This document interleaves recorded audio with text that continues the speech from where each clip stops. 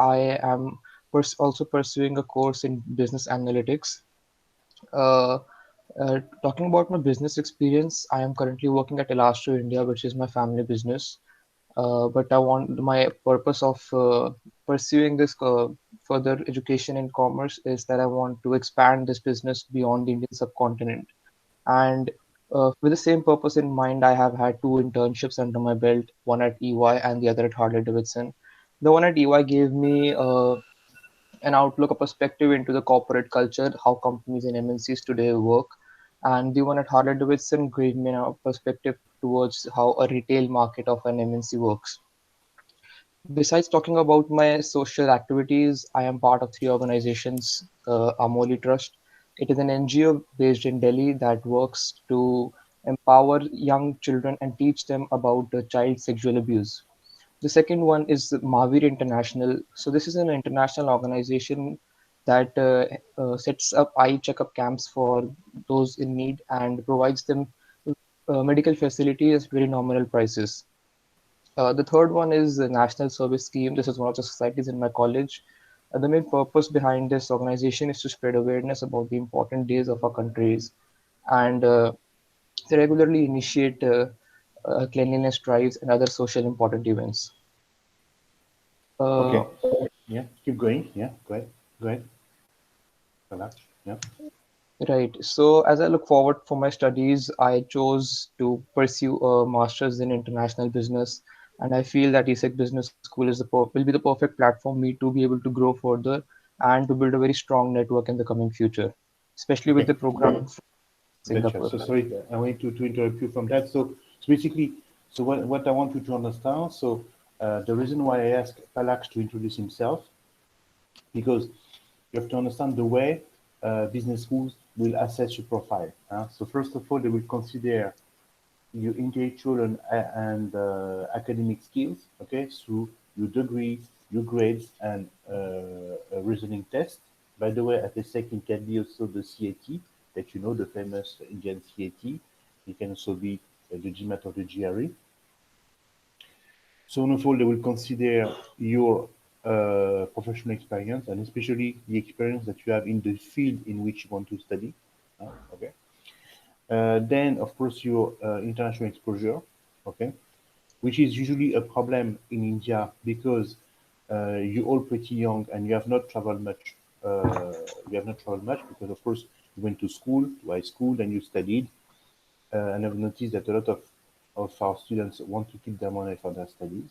Okay, and finally, leadership activities. And of course, Palaksh has most of it. Okay, tell me, Palaksh, according to you, what were the strengths and the weaknesses of your application?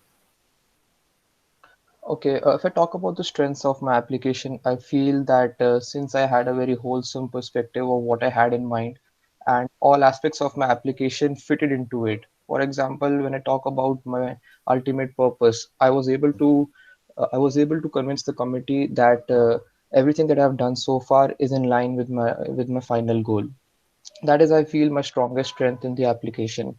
I could convince that all my internships played an important role, and uh, I'm very focused on what I want to achieve at the end of my program at ESEC. Uh, the major weakness I feel in my application can be my GMAT score, since being an Indian, it always gets more competitive with the numbers, and since my score wasn't at par, but anyhow, it my application covered up for my weaknesses there. Yeah.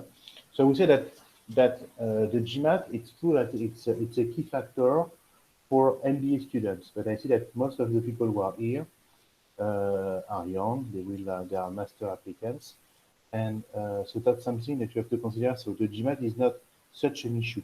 No? Of course, if you're 33 years old, you want to apply for an MBA, you need a 700 plus, and even second year programs. Okay, so yes, that applies. But I've noticed that the competition among Indian students and is not that fierce that you need such a high GMAT. So yourself, Palaksh, if you want, you can tell us your GMAT score. But yeah, so usually what I find that is missing is that you find that Indian students usually have very strong leadership activities. you're all members of volunteering activities, and you're not an exception, by large. Second of all, usually have good grades, they are really good students, okay? Usually their GMAT is a strength, but I've seen more and more students who did not pass the GMAT. So there's also Anushka from MBA Center who is with us. Anushka got accepted to IE and she didn't take the GMAT, so it's possible to take to get a top school without the GMAT, okay? With alternatives to the test. And usually the problem, the weakness is always international exposure, okay? Now basically, why have you decided, Palach, to study outside India? Okay, you didn't want to see at ISB, IIM for a postgraduate degree. Why? Why did India? With all the problems that there may be living in India, problem of languages, problem of visa, uh, work visas especially. So why? So the purpose behind choosing a university abroad was primarily to ensure that I live up to what is expected of me. The current setup I have with the family business here is already pretty widespread in India, and what I needed today is was to expand it beyond India. To be able to do that, I need to know people that in my other markets. For example, the Asian market towards Singapore, the Western market. Our business is more towards the textile industry, and the Asian as well as the European markets, they're uh, very good for our industry, but unfortunately, we haven't been able to reach them. So that was the main reason why I chose to study abroad so that I can build a very strong network. I can get to know about the business cultures in those markets, and that will help me to expand it in those markets in those countries and not just India. Okay, so it's very important. So basically, so Palach will tell us what he wants to expand because basically Palach wants to get experience abroad because he wants to develop the family business, huh? And it's still your point. Basically, I guess that most of you will not develop the family business because simply they don't have a family business. I would say that you have to be very careful regarding that. Huh? Many people from India believe that Europe is a country, and Europe is not a country in the sense that the United States is a country. Okay, so basically in the US you have federal laws governing immigration. Okay, and it's not up to the governor of the state to decide the laws that the state should have in terms of immigration. It's a federal rule, so it was Mr. Uh, Trump, and now it's Mr. Biden who decides what America has to do. In Europe, it's very, very different. Okay? Europe is a collection of states, okay, who are independent and sovereign, and nobody decides for the others what they should do. There should be there's just something that we call uniformity, so that the countries, so that the competition among European countries is regulated. Okay, there's no European states. Me, I live in Belgium, and we don't have we have administrative bodies, but no, there's no president of Europe, no prime minister, does not exist. Now, basically, all that to say that the countries in Europe have different rules regarding immigration. Okay, so the most generous countries, the two most generous countries in Europe regarding that are the Netherlands and the UK. That's why I really uh, advise when you come from India to study in these two countries, Germany being included, because Germany also offers 18-month visa. So it means that if you study in the UK, you can stay in the country for another 2 years. Same thing for the Netherlands and Germany, it is 18 months. Okay? Right. So that's something that you have to consider. For instance, if Palach were to study in France, we stay in Singapore, Palach. The SMID would be in Singapore or in Paris. Where would you study? Singapore I'll or I'll Paris? begin I'll begin my M1 in Paris and probably my M2 that will be in Singapore. Okay. Probably so it means that you can probably have visa to stay there in France or Singapore, and I would strongly advise that coming from India, you stay in Singapore. There's probably more potential, except that Singapore is a pretty small state, as you know. Well, basically, that's something that you have to consider. So when I decide to study in Europe, okay, I should go for a program where the country is pretty generous. For instance, Belgium is not generous. It's only 6 months after graduation, so it's not long enough to convert an internship into a full-time job. Okay. So on the whole, I would strongly suggest that if you decide to study in Europe, especially coming from India, you go for a 2-year program. Because 1-year program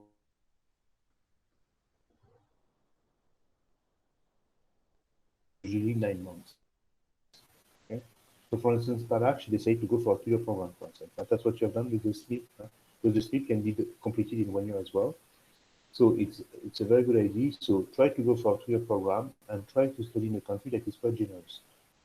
France is not very generous in that you can convert to student visa only into a 1-year work visa, which is hardly enough to transform an internship into a job. Okay, that's why I suggest that during the summer you go for an internship. Okay, and you try to get a job offer after the internship. Okay, then you have 1 year to work with the company. Okay, and after 1 year, if Right. you have done well, they will transform your visa into so they will give you a full-time job offer that allows you to stay. So in Europe, if you get 3,000 a month, okay, plus a 3,000 gross a month, you work visa, in fact, you get automatically a work visa. Okay, and if you stay there for 5 years, you become a resident. Okay, and then you have a residency permit for another 10 to 15 years before getting the nationality, the citizenship. That's something that you have to consider. So of course, the countries where it makes sense is Netherlands and UK because of the pure work visa, and because there's no language barrier. Okay, that's also why I advise my students who study in a non-UK speaking countries to learn the language of the country. Okay, for instance, Anushka is with us today. She's learning Spanish because she will study at AI. I have another one, Ariane, is not there. If Ariane is there today, but Ariane, yes, Ariane is there with us. So he wants to study at HEC and he will probably get HEC. He wants to learn French, okay? He wants to study there. So basically, that's something. So Anushka is studying at Instituto Cervantes and Ariane at Alliance Française. That's something that you have to consider, okay? Speaking the language in countries where English is not one of the master languages. Huh? In the Netherlands, they speak English like they speak their own language, which is called Dutch. Well, so that's something that you really have to consider coming to Europe. Where should I study? And the work visa is very important. Huh? The best, by the way, to study still is America. Huh? Because if you stay in America, you have something called a STEM program. And through the STEM program, you can stay up to 3 years. So usually, if you stay in America for 3 years and you have a good education, you get a job. Okay? Now, tell me, Balak, to which programs have you applied? I applied for the top 10 Masters in Management programs. I applied to HEC, LBS, ESEC. I applied to Imperial, ESCP, and ISADE. All of those Masters in Management programs. Okay. And you got accepted to ESCP and Issac, huh? As far as I know. I Did you got get I also got Imperial? accepted to ISADE, and Okay. Imperial had waitlisted me, Okay. and I had received an interview call from LBS. Which is good. Huh? So interview call from LBS, waitlisted at Imperial, because of course, why? Because it is difficult for Indian students to get Imperial because you have many Indians who apply to Imperial, okay? Simply because they know that they have 2 years work visa and no language barrier. Huh? That's why for an Indian, of course, it's super selective to get a UK program. Huh? Okay. And why have you chosen ESSEC over ESCP? Because ESCP, it's a 2-year program. Okay. You got accepted for the MIM. Huh? You got accepted to the Right. MIM at ESCP. Why ESCP? Why ESSEC over ESCP? So there were various reasons for choosing ESEC over ESCP. The first and the foremost reason was that was the 2-year program. ESEC is the only one that offers a 2-year long program, and that too with a lot of flexibility. We can have one gap year. Plus, I feel that the curriculum of ESEC was much more inclined to what I wanted to do. It had that inclination towards the business thing. Also, the campus and the clubs. I researched deeply on the clubs and campus of both these colleges, and I decided that ESEC would suit me better. Finally, I would say that in all the rankings that I went through, ESEC was higher ranked than ESCP. So these were the prime factors that drove me to choose ESEC over ESCP. Okay. Alors, of course, being closely associated to ESSEC, I find it's a good choice. However, I would like to mention two things. Okay. Now, first of all, you mentioned the advantage of ESSEC over ESCP. There's another one, which is Singapore. And as an Indian, it makes a lot of sense to study in Singapore because it's still Asia, and probably you'll adapt better in Singapore than you could adapt in Europe. And finally, Singapore is a fast booming, still fast booming country, okay, so state, as we say, which is not the case of most Western European countries. So of course it makes sense. Now, I would like to explain to students who are here the difference between the degree offered by Issac and the degree offered by ACP. You have to see that the how can I say that? The best possible degree that you can get from this Issac, HEC, EMU, whatever school is what they call the MIM. Okay, so the MIM is what we call it's an elite degree from these universities, which is historically the degree that they gave to the French elite. Okay, which is so the French elite, for instance, has to go through a 2 to 3 years competitive preparation before applying. They get a contest, and the best get what we call the Parisian school, so which is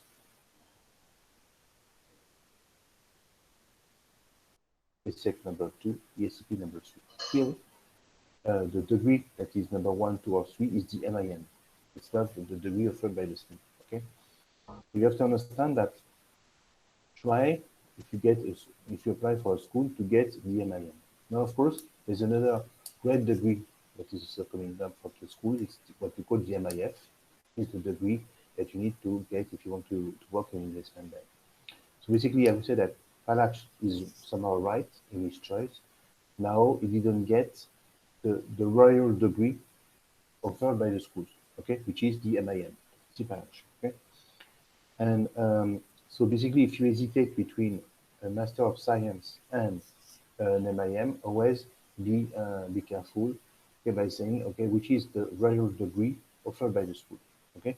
But of course, in this case, he was right. There's also something else that he has to understand, that ESSEC is much more competitive than ESCP. So he's right. He will be in class with better students. Okay. So tell me, Panax, you seem to know ESSEC pretty well.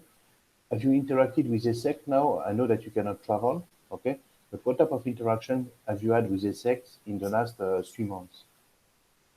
Well, my course hasn't begun yet, but I have Hmm? got to interact with plenty of students through social networks, and I'm also in touch with the incoming students of my batch, and we also had a few webinars, question and answer discussions with the main director of the program. And I think that all of the students, they're very ambitious and very focused on what they want to do. There are people from various countries, and I believe that in the next 2 months in August, when we start with our journey, it will be really fun, and we'll be able to really bond well in those days. So, you have your visa already to go to Singapore or to Paris? You have the visa now already, Panax? So the student visa applications in Delhi, they were suspended up till 9 June. I haven't received the visa yet, but it's on track, and I believe it will be available before I have to leave. Okay. Otherwise, it's possible that maybe the first 2, 3 weeks are online before you join. Yes. It is very much possible, but the college has clarified that it will be starting with complete offline classes. So just in case I do not get visa or I am late in joining, that will be a different case. But ESEC has clarified that this batch will completely be offline unless a student especially needs it online. Okay. Now we never know what can happen. Huh? You see, Palach. We never know what can happen. Uh, but for sure, in September we'll be offline. You don't know what can happen in October or November. Huh? Right. That's another story. And of course, schools cannot anticipate, and anyway, they have to respect the rules. Okay. Uh, Raj, can you explain to students who are here how the admission process to such schools work? I'm sure that they know and understand, but what I believe they don't really understand, they don't understand, for instance, that you have to start early the process. Okay, they believe it could be done a bit last minute. So, what is the process? How long does it last? And when do you advise students to start? Okay, so first of all, I would say that whatever your target round is, at least 4 months or 3 to 4 months prior to that, you need to begin with your applications. And if the GMAT or any management test in itself takes at least 2 to 3 months to prepare.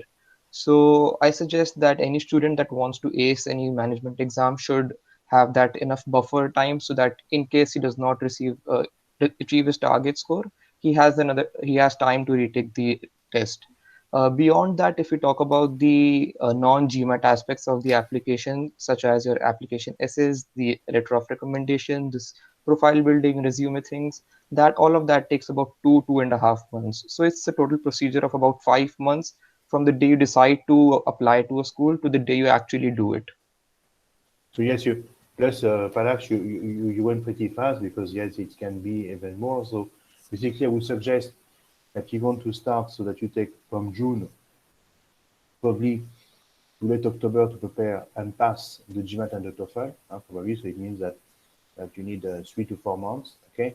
And then you take November, December to work on the application. So it means that already, if some of you decide that they want to apply, it's already impossible, almost impossible to apply for round one, almost impossible, unless you already somehow prepared for the GMAT, you're a good test taker, maybe October may be possible.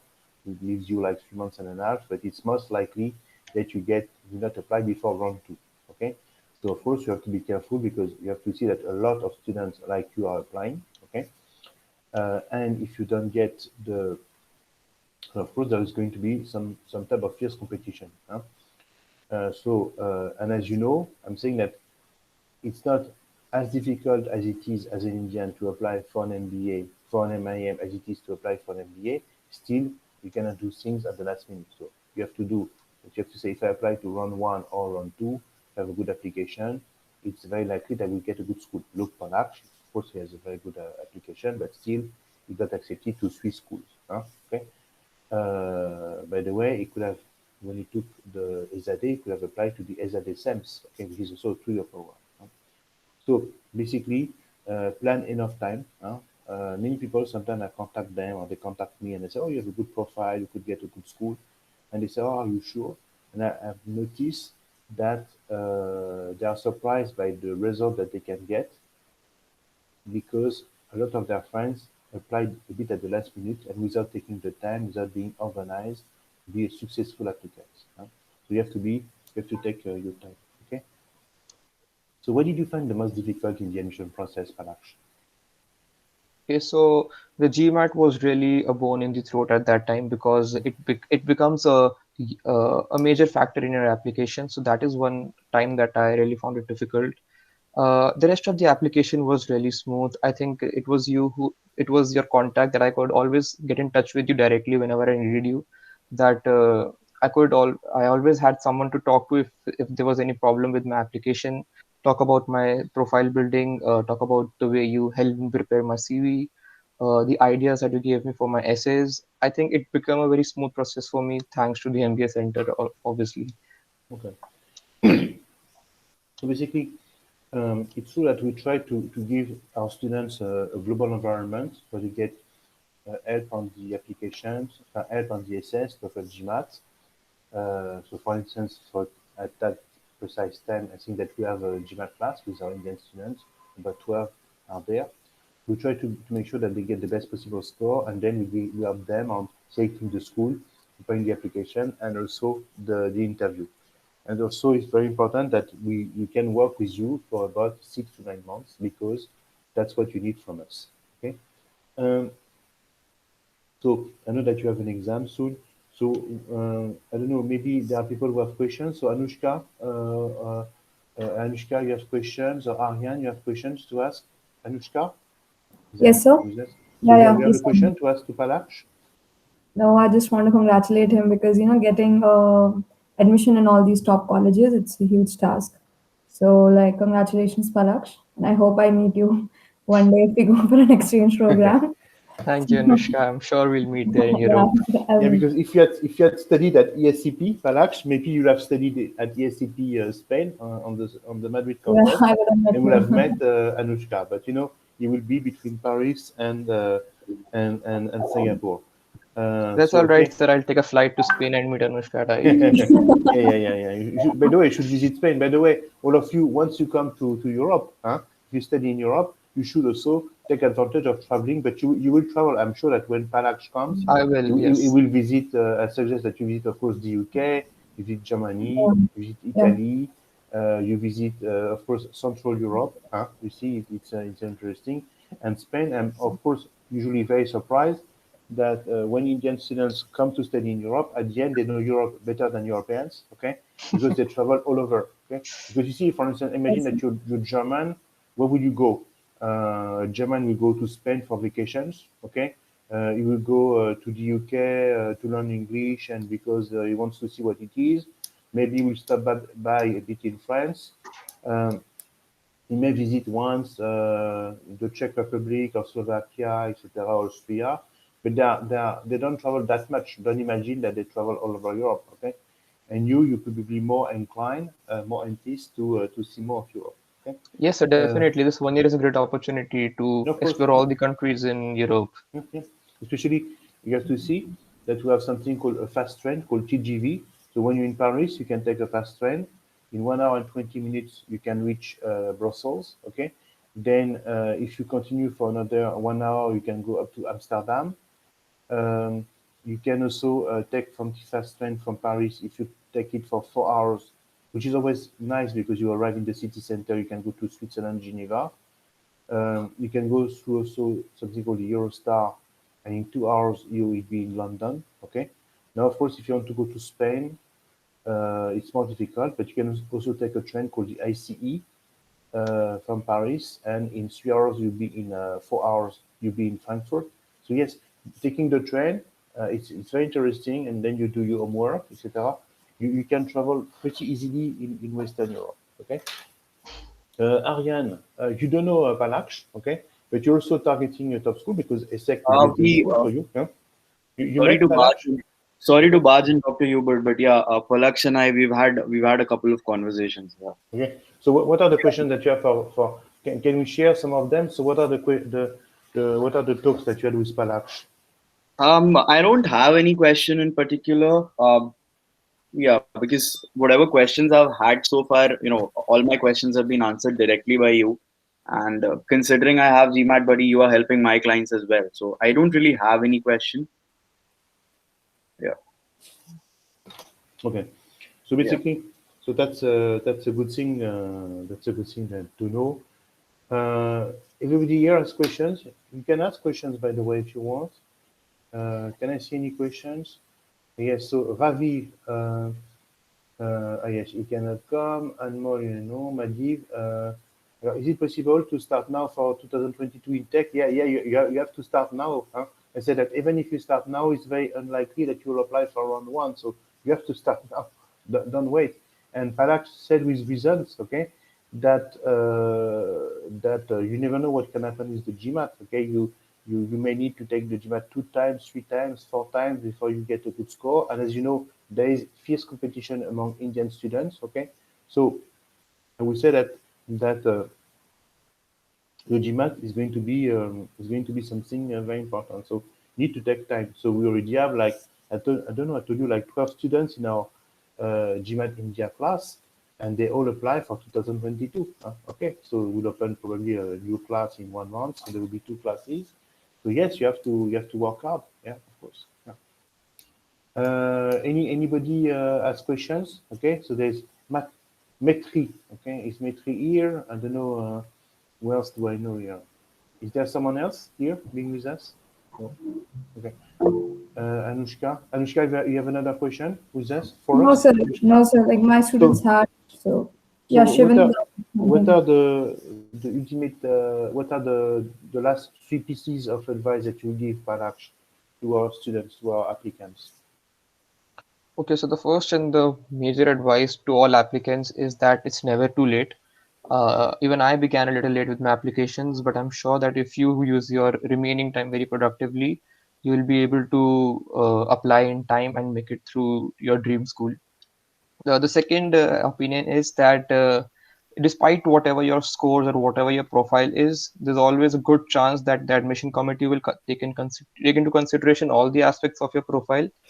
There were times when I got rejected and I thought that I don't want to go to school, or maybe I won't be accepted, or I kept doubting myself at certain junctures, uh, but when you have mentors like Dr. Hubert, you're always kept motivated, and that's what you need to stay. You need to stay motivated that whatever you have is for the best, and you will ultimately end up with flying colors. And the most important advice I'll give is that ensure that whatever applications you fill in, whatever details you fill in your applications, all of them should be very inclined, should be in, should they should determine that you are focused and you know what you want at the end of your program. You just don't want to get into the program. You want to make the application admission committee believe that the program is an integral part of your career goals. And if you are able to convince the committee of that, I think that's your ticket to your dream school. Yes, it's true. Well, basically, what Ariane says is very true, and also you have to know that for you, you are a nationality that is for you it is very competitive because simply, as you know, you have 650 million people in India who are between 0 and 25 years old. Okay, and that is twice the population of Europe. Okay, so you have to understand so that there is probably not enough room for you. So one of my students has a question. Shivin, please, you can ask the Yes. question. Now, basically, Thank yes, I will come back to that. So basically, what you have to see is that there will be always a school for you and a good one. But that's why you have to work with us because we can tell you, okay, if, for instance, let's take the example of Anushka.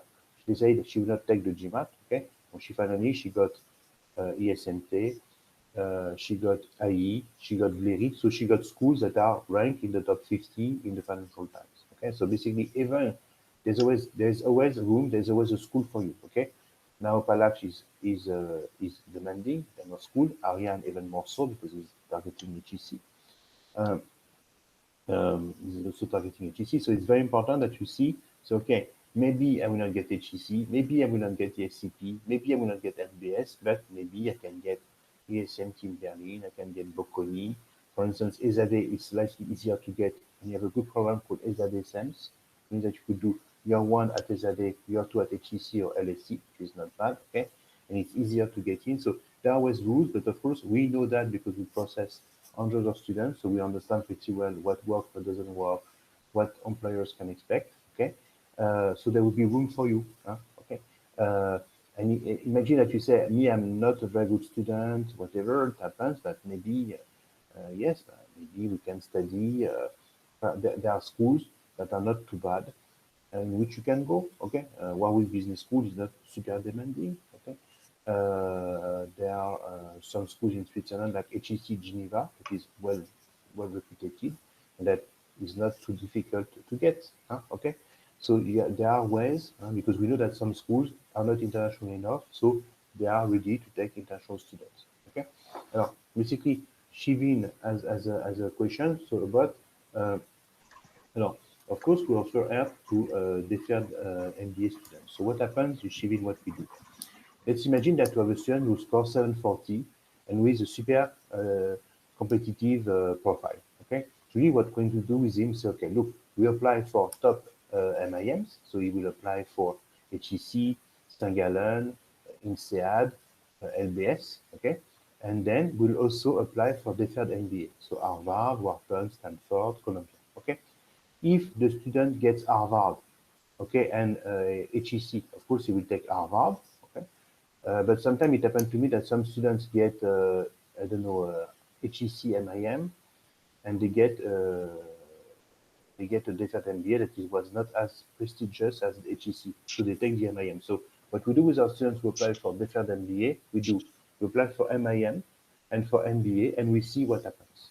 Okay, well, that's the piece of advice. But of course, we apply. Now we have very few. You see, Shivin, why? Because people they don't really like too much this concept of deferred MBA. They prefer to start immediately. Okay, they don't want to wait 2 years, 2 to 3 years before doing so. Now I have some in consulting, okay, because when you are hired as an analyst for BCG, Bain, McKinsey, they ask you to work for 3 years, and then after that you can do the deferred MBA. Okay, so basically yes, we do so, but most of our students finally don't go because they prefer to go for an MIM right after graduation.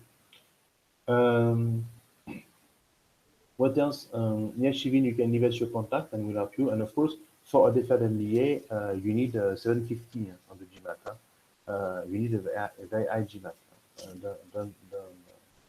And as I told you, it's difficult to get MBA, much more than it is to get MBA. Okay, so now we prepare.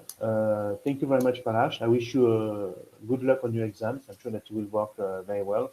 There's also something else that you have to know is that unlike, for instance, bachelors in the UK, where you have like a conditional acceptance, okay, they will say we take you provided that you get an A plus, okay, it's a conditional acceptance.